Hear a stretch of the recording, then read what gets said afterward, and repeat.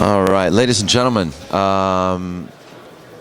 before we get into this match, I just want to say thank you to everybody for tuning in. Thank you for taking the time to listen to my sponsor, John Bertone, Kamui Tips. I know that a lot of you viewers out there would rather coverage of the match, but every once in a while, you know, we have to show our gratitude to the sponsors of this billiard industry, for without them we wouldn't have this type of event or these types of matches and these live streams of matches at all. So I'm grateful to Kamui and to all of you for understanding and for letting us kind of talk about the product a little bit.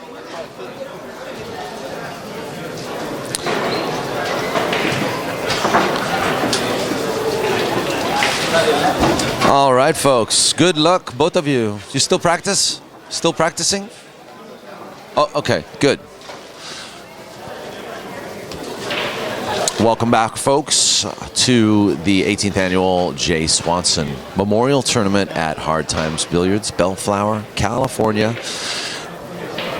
We're about to watch a match right now between Santos, Sambajon, and winner of the Hard Times 10-ball event last year, Carlo Biado, who is also going to be playing tomorrow. I'm sorry, not tomorrow, but Tuesday here against Dennis Hatch in a race to 30.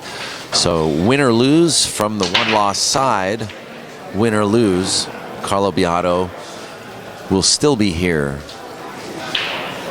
for another day or two to play Dennis Hatch. But here he is now, starting a match with Santos Sambajon.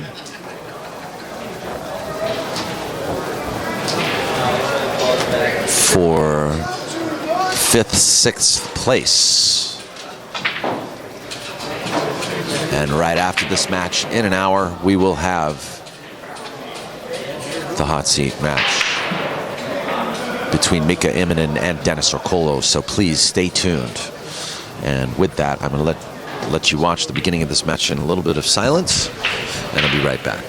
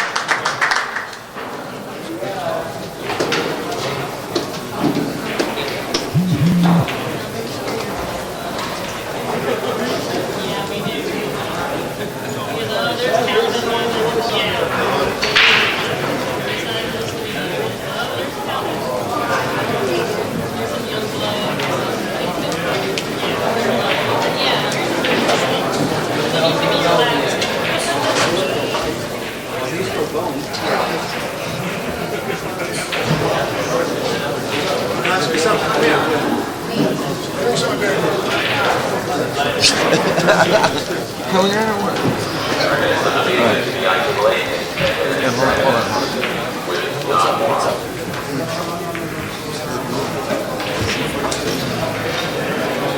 Denison, come watch. It's tomorrow too. Hey, Oscar, you want to commentate a little? Yeah.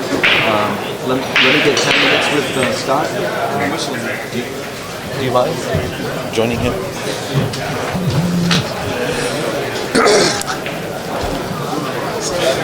All right. I'm back. Here with you, and I've heard a huge smattering of applause. What did I miss? I wasn't here. Oh, okay. Tang Ho's out. Okay. Yeah, round of applause for Tang. Tang lost to John Mora. So we had a huge applause for that. And I'm back with you now. The score is 1-0, and I'm sitting here with Scott Slayton, who was personal friends with Jay Swanson, who passed away in 1998. And he and his buddy Mark Arnold come quite often to the. They come every year. Mark hasn't missed one, and I've been to about 11 of them. Okay. Here, try to talk a little closer to the mic. There you go, if you can. Perfect. There you go. And Scott plays every year in this event as well. Yeah, the Swanee's my pool career. Yeah. Wow, what a shot that was. Yeah, it was. And the shot before that, too. Yes.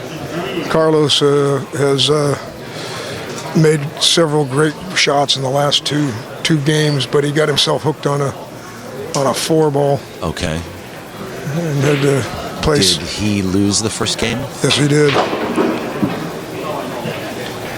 He might be hooked on the 4-ball again. No, he's not. I think he can see most of it. Yep, looks like he can. Oh, that's great, all the different angles that you have now. It's different than the other year, last year or the year before I was here. Yeah, it's getting a little better every year, isn't it? I like it, man. It's bringing a lot to the game.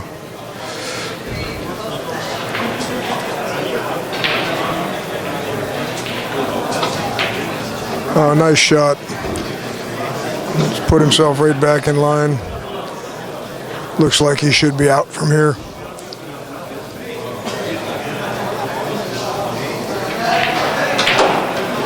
A little hard, a little overshot.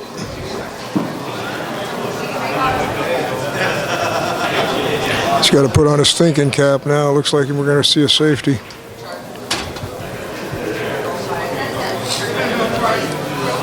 I guess you got a little out of line on that 6-ball.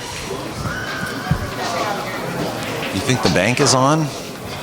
I'm not sure if he's going to do a bank or try to just duck behind the 9 and run a 6 up to the end rail. Yeah, I don't think that bank is on. Yeah, that 8-ball looks pretty close in pattern.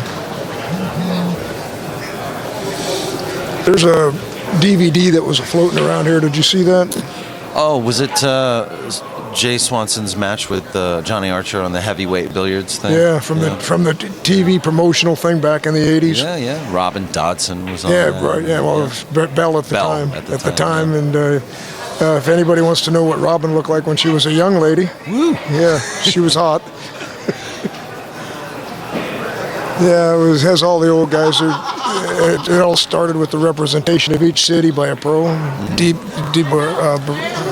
Danny DiLiberto was representing Phoenix and Swanee, San Diego, and Archer, Atlanta, and so on and so forth. I think Vickery was doing Indiana.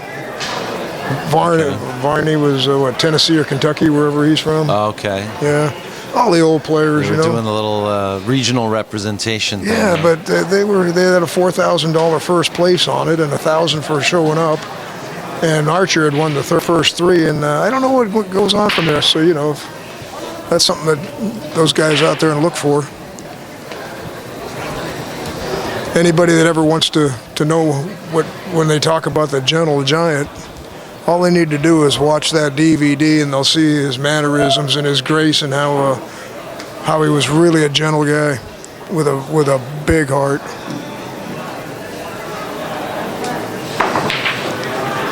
I know right now he'd be up there. He's up there looking down, going, "How in the heck did this ever come about? All about me." I know. You know? Yeah. We did interviews with you a few years ago, and I've played clips of them in the past. Yeah. And those clips are on YouTube. You can go to my YouTube channel and see some of those interviews.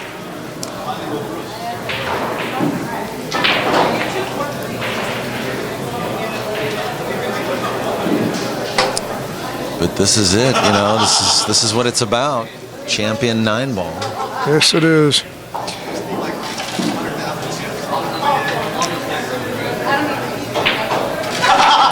Nice shot, Carlo. Shot. You know, I watch the players today compared to the players of my day. And Yeah, what is that like? I think the players today are much more refined, you know, at a very, very earlier age. I mean, we had our exceptions with the Keith McCreadys and the Cole Dixons of the time, but in all, the guys that are learning this game at an early age are really fundamentally sound, and they play great safeties, and it's just a real cat and mouse game now. Yeah. Whereas back in my day, it was like run out, run out, run out, run out, run out. And, you know, if you missed a ball, the other guy'd run out, run out, run out.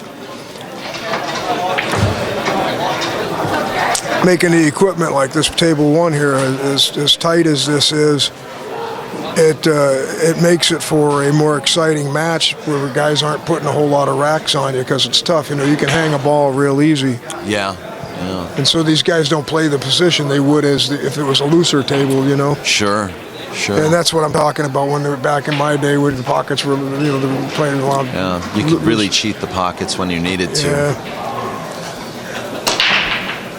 I saw an old video of Jay Swanson playing on table 7 there against Dennis Hatch.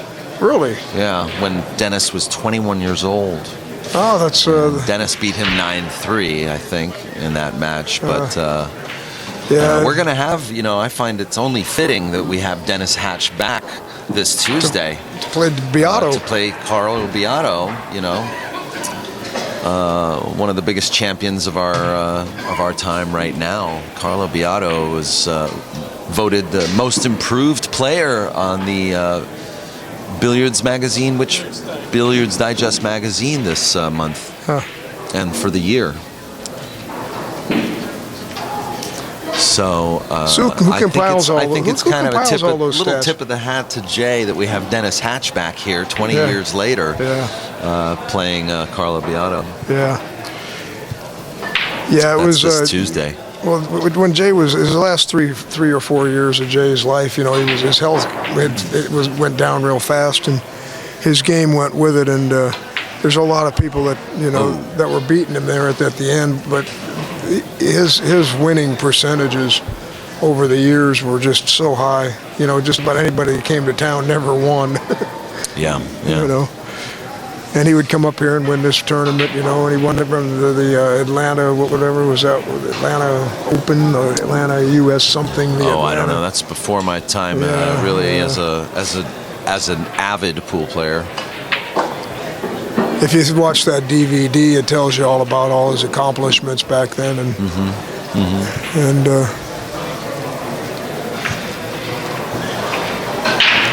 Jay was one of those guys that took the stigma of the hustler away. You know, pool has been condemned ever since Jackie Gleason and Paul Newman made that movie, you know, and George C. Scott, you know, they were all sinister type of people with characters in the movie, and it made for a great storyline, but it really was detrimental to the growth of pool and all of the family billiard halls across the United States at the time, with the billiard dens and the family billiards, a few other chains that were doing really well. You know, all of a sudden everybody thought everybody was a pool hustler. And it's quite the opposite. Most of the people in the pool world, as far as I can see, are really genuine fun-loving people. I agree. So you're absolutely right. And I think that has to be said. It does have to be said. I mean, pool is not just a world full of desperados and hoodwinks. Yeah. Gambling fools. Yeah, degenerates. Yeah. We really are. There's a huge population of the pool world that are really just actively trying to improve their game. And I tell you what, the teaching end of pool is I think a growth industry right now, because people are really trying to learn how to play. Yeah. Yeah, I'm 60 years old. I don't really play much, but I can see myself playing pool until the day I die. So there's always that thing. If you learn this sport at a very young age, you've always got some way to get out and get some sort of social, contact and exercise and mind usage, to where you don't start falling apart, as soon as you retire from your job. Yeah. And that's what a lot of people should really know about this game. Yeah. If you pick it up as a hobby, there's always somebody that plays about your speed, and you can play it for a long, long time. There's people in this place here today. I met a man that was 84 years old, and he plays billiards over there every day with his friends. And that really gave me, some sort of a good feeling about the whole thing. Well, that's something that I've said to people quite often. People who even tell me, I say, are you a pool player? Do you play pool? Oh, but I'm not very good. And I always say, but the great thing about pool is you can always find an opponent that's equal to you, so that you can enjoy the game. Because when you play someone that's equal to you, it really brings out the competitive spirit. Or even just a little better than you. That way, you feel challenged. Right. You feel really challenged. That's the great thing about pool. That brings up the big point of when you are learning this game, you're always supposed to play somebody that's a little bit better than you all the time, so that you can always go up that ladder, you know. And and to many of us, that's known as having heart. Well, yeah, you could put it that way.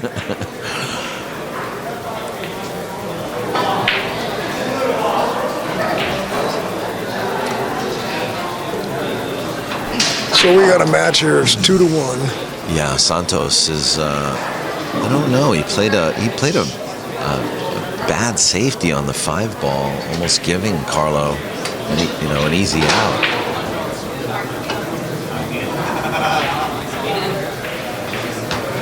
Yep. He's now left Carlo with another open shot. Yeah, on this table, nothing's a given, but this looks pretty. I would probably give even money right here that he'll get out. Well, based on his skill level, yeah. But the 3 and the 4 have the 8 and the 5 in their midst a little bit. So he's just got to be careful not to get like Chinese snookered over the 8 ball where he's jacked up. Yeah. If he gets this on this 4, just a little center table where he can just draw it back for the 5 on the side and then roll it up for the 6. If he gets on those lines, he'll be just fine. Should be okay, yeah, he's fine. But the 4 to the 5 doesn't look easy. Yeah, he didn't get over far enough to just draw it back. Now he's got that 9 he's going to have to play off of.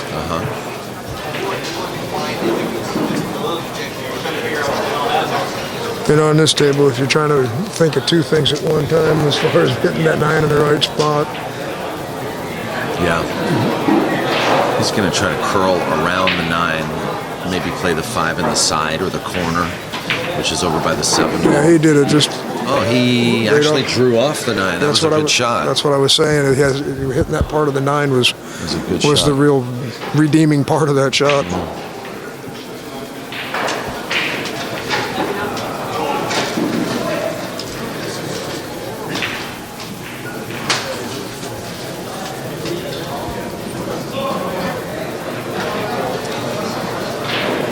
This is a little interesting here. It looks like he's going to draw it to the end rail and go 2 rails back.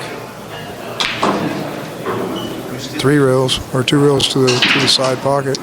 Man, that's twice now that he's had that ball just really take off. He's okay, but he just made it harder than it needed to be. Yeah, it looks like he's got enough space there between the 6 and the 9 to just float to the end rail and come back down.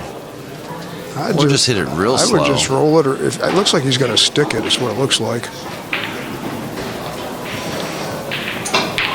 Oh, he drew it back. Wow. Yeah.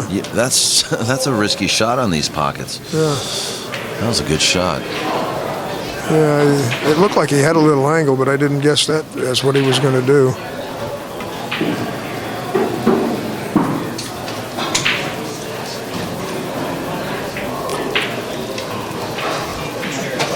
He's got the open side to his right, to where he's going to draw off that rail or stop at one of the two. Oh, he's going for the side pocket.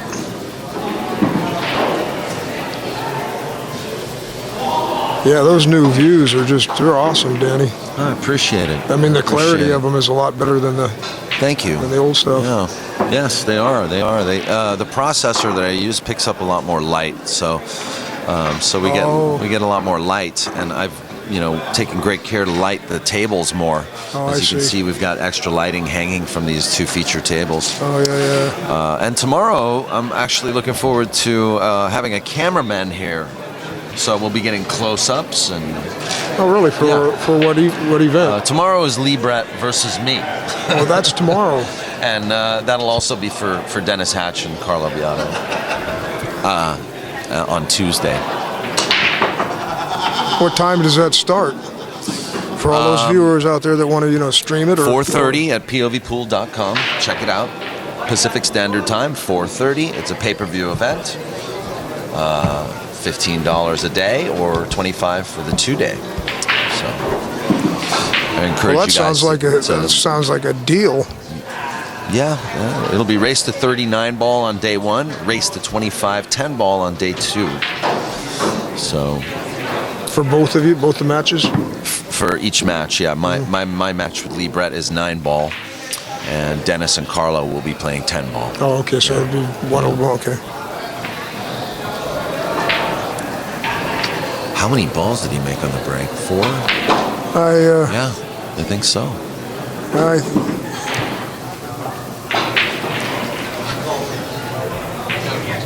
These pockets are 3 7/8 inches. Let's put that into terms, okay? What is the diameter of the ball? Yeah, I don't really know. I think it's almost 2 1/4, right in that area. Okay. So you can't even put 2 balls in there. No, you can't put 2 balls in these pockets. 2 balls side by side. They sit in front of the hole. Now you go to your pool hall where you play, and you put 2 balls in the hole and see how that compares to what you have to play with. You might be able to put 2 balls in your thumb in your pocket. Especially if it's a bar box. Then you might actually be able to put the butt of your cue between there. There you go.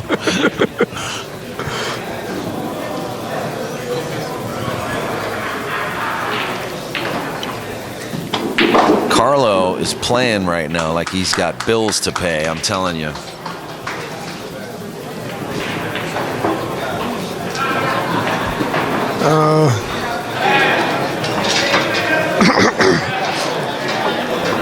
I was sitting in the bleachers, and one of the regulars that watch these here, I guess Biado and Santos come here quite often, and he says that Biado's been having some trouble beating Santos in the past, and he was thinking Santos was had it on him because of the first rack. He missed a couple of balls, got out of line. Oh, my apologies, folks. It's 4-1. He's running them out so quick. Yeah.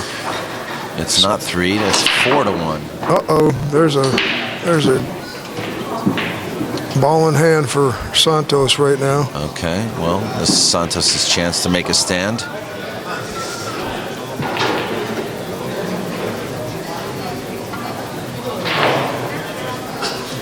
I How do you say Santos's last name? Sambajon? Sambajon.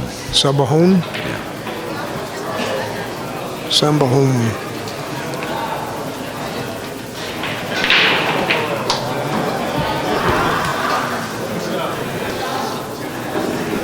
Yeah, I tell you. I had trouble when I first learned it. I used to always say Sambajon.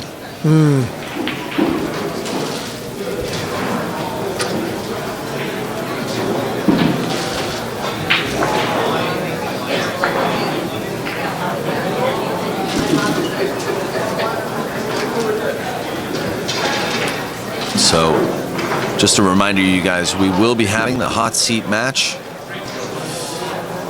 shortly between Mika Immonen and Must be Dennis. Dennis Okolo. This isn't even up to date, this bracket, so. I had my opportunity to play Dennis in this tournament.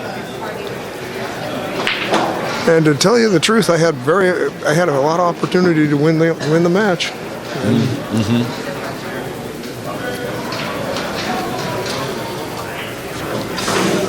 What do you think it is? Do you feel like you have any, is it nerves going into a match with a player like that at all? Or do you find that they just take advantage of your mistakes? Or is it kind of like, like the Efren factor where you play those guys and you're like, I don't know how to shoot anymore? No, I played pretty good. It went back and forth. A little bit in the first game, and then it ended up 7-2. But I missed 2 5s where I was using inside English, and I blame my loss on not playing shape with letting the cue ball run. Right. I don't play on these tables, and I tried to reverse some balls twice, and when it caught the corner, it went in the pocket, but it touched the side rail, and with the reversed English, it made it. Hammer in there. Okay. And I did a rattle. Yeah. It rattled, and I did it twice on a 5 ball, both times opposite end, same shot, trying to kill it. Where I watched him after when he was started to just run out on me all the time, is that he was always going 2 rails on that job. He never tried to kill it unless it was real short. Okay. Yeah. And I realized that that's not the way to hit that ball on this table after he showed me. Ah, I see. So that right there, those 2 games would have made it 5-4. Yeah. And then there was another 6 ball that I missed. I undercut it in the side pocket. So no nerves. No. It wasn't nerves. No, the lack of playing. I contributed to I don't play. And I'm not saying I can beat Dennis Okolo. Don't to get me wrong. Right. But when you have chances. But I actually had the real chance to win. Yeah. But I think that if I did have won those games, he would have changed his game because he was playing really fast and loose. He wasn't playing his tight game. He knew he had a guy that he wasn't up to his speed. So it was interesting playing him. I really like his game, man. Dennis. Yeah, he reminds me of the guy that taught me how to play pool. He's about his height.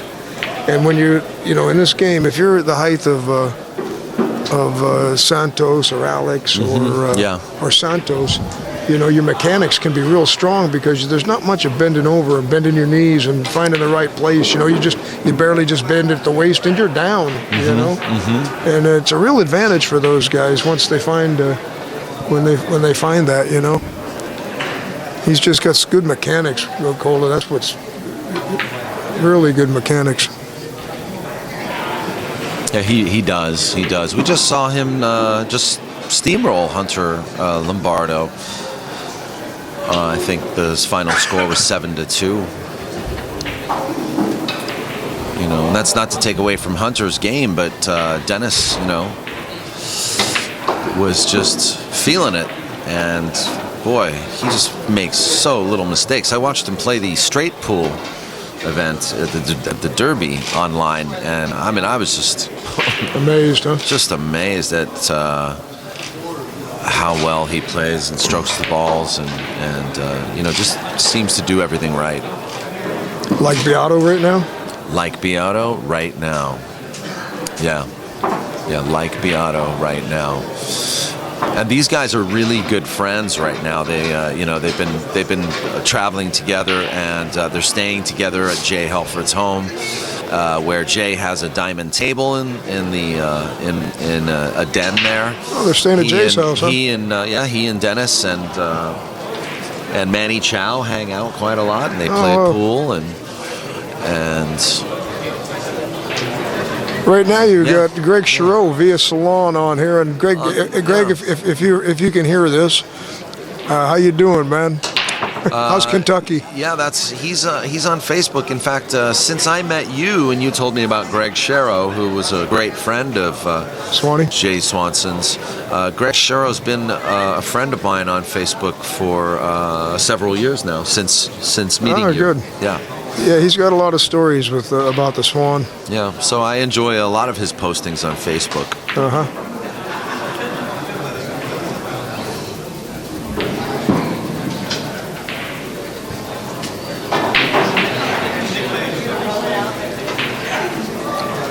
Has anybody plugged Helford's book yet? Oh yes, that's right. Jay Helford's Pool Wars. Yeah, that's right. Great book. Sure. It's not your normal. I did this and I did that pool book. It's it's a little bit different. I encourage everybody to read it. Well, he's working on a second book as well. Oh, really? Pool Wars 2. More Pool Wars, I think, is what it is. By the way, I just want to mention Carlo is on the hill. Oh yes, he is. So this will put him over the hill if he gets out from here.